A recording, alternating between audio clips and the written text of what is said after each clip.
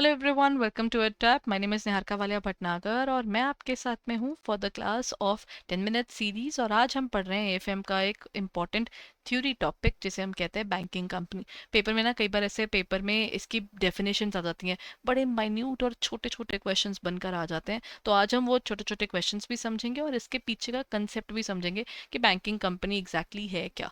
ठीक है, तो चलिए शुरू करते हैं आज का सेशन। लेकिन अभी तक अगर आपने हमारा ना PYP प्रीवियस ईयर पेपर्स का बुकलेट डाउनलोड नहीं किया ना, जल्दी से जाकर यहाँ पर नीचे डिस्क्रिप्शन में अवेलेबल है, उस पर क्लिक कीजिए और आप उसे डाउनलोड करके रख लीजिए। और जब समय मिलता है go through all the papers, क्योंकि हर एक पेपर का ना क्वेश्चन और आंसर दोनों आपको मिल जाएगा, आइडिया हो जाएगा पेपर कैसा आता है। ठीक है, आई एम सॉरी। चलिए शुरू करें। बैंकिंग कंपनी क्या होती है? देखिए, बैंकिंग कंपनी किसे कहा जाता है? ये एक ऐसी ऑर्गेनाइजेशन है जो दो चीजें करती है। इंडिया के अंदर हर बैंक को मतलब कहते हैं any company which carries the business और transacts the business of banking in India, यानी एक्सेप्टिंग द डिपॉजिट्स भी एंड प्रोविजन ऑफ लोन्स भी, वो दोनों चीजें। और ये डिफाइंड का है, ये सेक्शन याद जरूर कर लीजिएगा, पेपर में अब ना सेक्शंस पूछने लग गए हैं। ठीक है, सो बेटर है कि हमें आइडिया हो, बहुत ज्यादा क्वेश्चंस नहीं आते सेक्शंस के। और इसीलिए क्वेश्चंस के अंदर मैं सेक्शंस भी आपको कभी ज्यादा नहीं बोलूंगी कि पूरी बुक के सेक्शंस आपको याद करने, बट कुछ कुछ सेक्शंस आपको पता होने चाहिए। जैसे यहाँ पर है सेक्शन 5, यानी बैंकिंग रेगुलेशन एक्ट के अंदर यहाँ पर डिफाइंड है एक्सेप्टिंग ऑफ डिपॉजिट्स और लेंडिंग और इन्वेस्टमेंट्स, ये दोनों चीजें। आप डिपॉजिट्स भी एक्सेप्ट करते हो, आपको एनबीएफसी से अलग यही बनाता है ना कि आप डिपॉजिट भी एक्सेप्ट करते हो और आप लेंडिंग वाला काम भी करते हो। चाहे आप डिपॉजिट्स किसी भी फॉर्म में करें, और वो रीपेबल कैसे होंगे, चाहे पर्सन डिमांड कर ले या बोले कि नहीं मेरे को चेक दे दो, ड्राफ्ट दे दो, ऑर्डर दे दो, या जैसे वो कहेगा।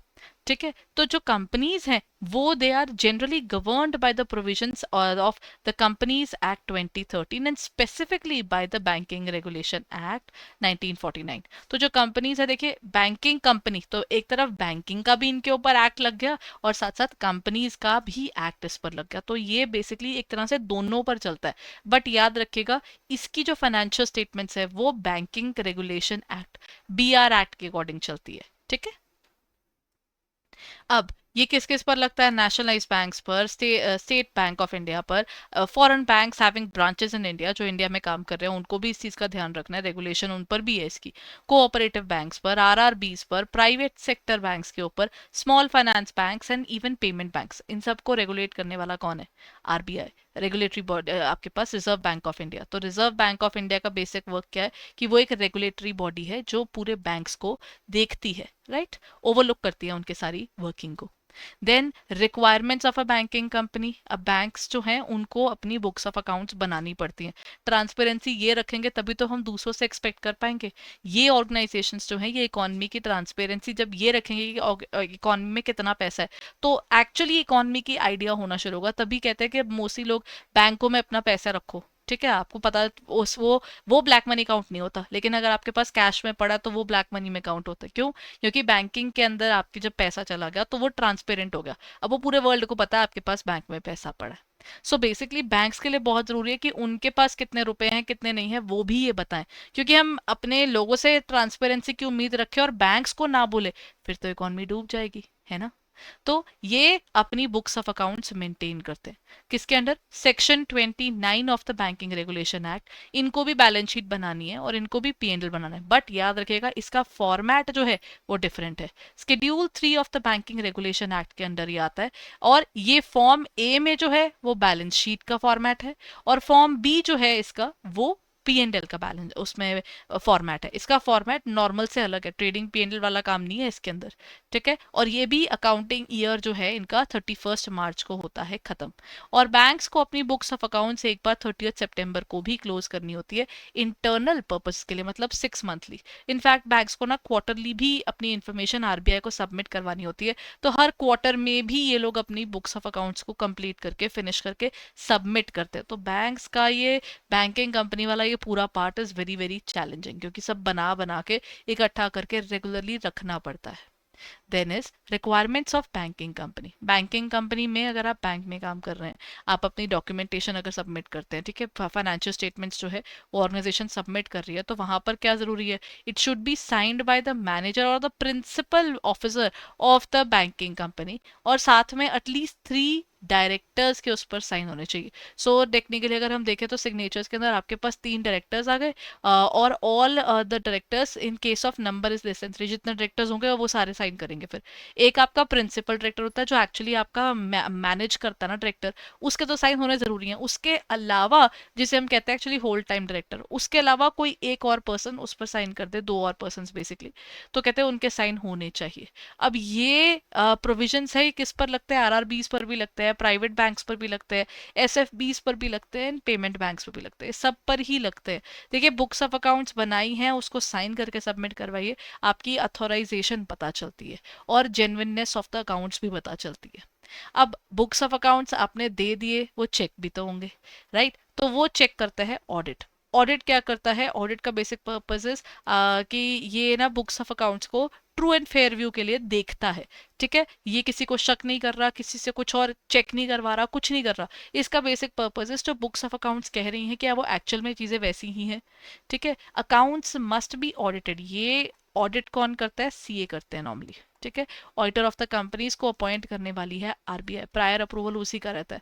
चाहे आपको कोई पर्सन रखना है, उसको रीअपॉइंट करना है या एकदम से आपने रिमूव भी करना है, हर केस के अंदर आपको एक्सप्लेन करना पड़ेगा why are you removing the person.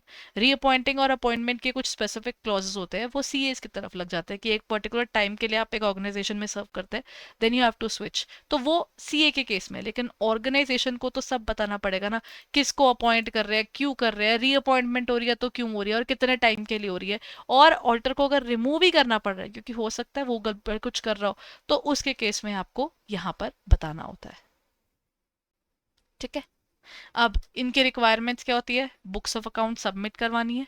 ये आपको सबमिट करवानी होती है आरबीआई को with in 3 months from the end of the previous year, जहां पर period in which they refer. कोई भी आपको बुक्स ऑफ अकाउंट्स है विद ऑडिटर्स रिपोर्ट, वो आपको देनी होती है। और सेक्शन 32 कहता है कि ना, सारे बैंक्स तो नहीं लेकिन हाँ बहुत से ऑर्गेनाइजेशंस में आपको क्या करना है, 3 copies of annual accounts and auditors report आपको सबमिट करनी होती है आरबीआई के अंदर। ठीक है ना, थ्री कॉपीज आपको देनी होती है। पेपर में आ सकता है कितनी कॉपीज दी जाती हैं। Publication of accounts, banks are basically known for their money, तो उनको भी अपनी बुक्स ऑफ अकाउंट्स दुनिया को दिखानी होती है कि ये हम ऐसे काम करते हैं। Rule 15 of the banking regulation act बताता है इसके बारे में, और ये कहता है कि अपनी ना पब्लिकेशन करिए in the newspaper and where the banking company has its principal office within 6 months. जब आपने वो चीज की है तो आपको 6 मंथ्स के अंदर ऑर्गेनाइजेशन की बुक्स ऑफ अकाउंट्स को दिखाने होंगे, 6 महीने के अंदर अंदर, जिस समय जिस साल की वो हैं, तो सितंबर से पहले पहले, मार्च के बाद आपको ये बुक्स ऑफ अकाउंट्स सबमिट भी करवाकर प्रिंट करवानी पड़ेगी। तरह से पब्लिकेशन वही है ना, आप वेबसाइट पर भी डालते हैं और इसको ऐसे भी सब न्यूज़पेपर को भी देते हैं। ठीक है, चलिए अब एक क्वेश्चन डिस्कस करें। When did the Banking Regulation Act 1949 come into force? कब आई थी ये? 1st April 1950, then 15th August 1947, 16th March 1949 और next is 26th of January 1950। देखिए बैंकिंग रेगुलेशन एक्ट जो है ये 1949 का बना हुआ है ना, इसका वैसे कोई आंसर सिंपल ही था, यहाँ पर थोड़े से ईयर्स का डिफरेंस कर देती। ये एक आया भी फोर्स में 16 मार्च 1949 को है। ठीक है, इस एक्ट का जो शुरुआत है वो 16 मार्च से हुई थी। नेक्स्ट क्वेश्चन, एक बैंकिंग कंपनी के अंदर हमें फाइनेंशियल स्टेटमेंट्स किसके अकॉर्डिंग बनानी है? कंपनीज एक्ट के अकॉर्डिंग बनाएंगे या फिर बैंकिंग रेगुलेशन एक्ट के अकॉर्डिंग, या ए और बी? इसका क्या आंसर होगा? इसका आंसर होगा बोथ ए एंड बी। ठीक है, कंपनीज एक्ट और बैंकिंग रेगुलेशन एक्ट दोनों इस पर लगते हैं। तभी मैंने बताया था ना कि इन दोनों को मिलाकर वो चीज लगती है, दोनों का इस्तेमाल होता है। ठीक है, चलिए that's it for the day everyone. I hope ये सेशन आपके लिए हेल्पफुल था। अगर आप चाहते हैं कि आपको पढ़ने में थोड़ी कंसिस्टेंसी आ जाए, अगर खुद से नहीं आ रही, तो आप चाहकर हमारे कोर्सेज को रिव्यू कर सकते हैं। All you need to do is आप चले जाइए हमारी वेबसाइट पर। ठीक है, that is www.edutap.in, and once you go to this area courses में चले जाइए and go for the JAIIB courses, और यहाँ पर आपको दिख जाएंगे हमारी जेआईबी की पूरे कोर्सेज। ठीक है, so this is where you can find our video lectures, live classes, हमारे कोई स्टूडियो नोट्स हैं, टेस्ट सीरीज़ है, डाउट सॉल्विंग का कोई काम है, या फिर मेंटोरशिप की अगर हम बात करते हैं, इसमें सब मिलेगा आपको। 2025 के कोर्सेज मिलेंगे, 2026 के कोर्सेज मिलेंगे, रेगुलर क्लासेस भी मिलेंगे, और आपको सिर्फ जाकर इसमें देखना है। तो इसमें आपको कोर्स वैलिडिटी और बाकी सब इन्फॉर्मेशन भी गिवन है, and in fact the codes are also given for the text. If possible then go ahead and check it out right away, ताकि आपकी प्रिपरेशन और अच्छे से हो सके। Thank you so much for being there everyone. Bye bye and take care.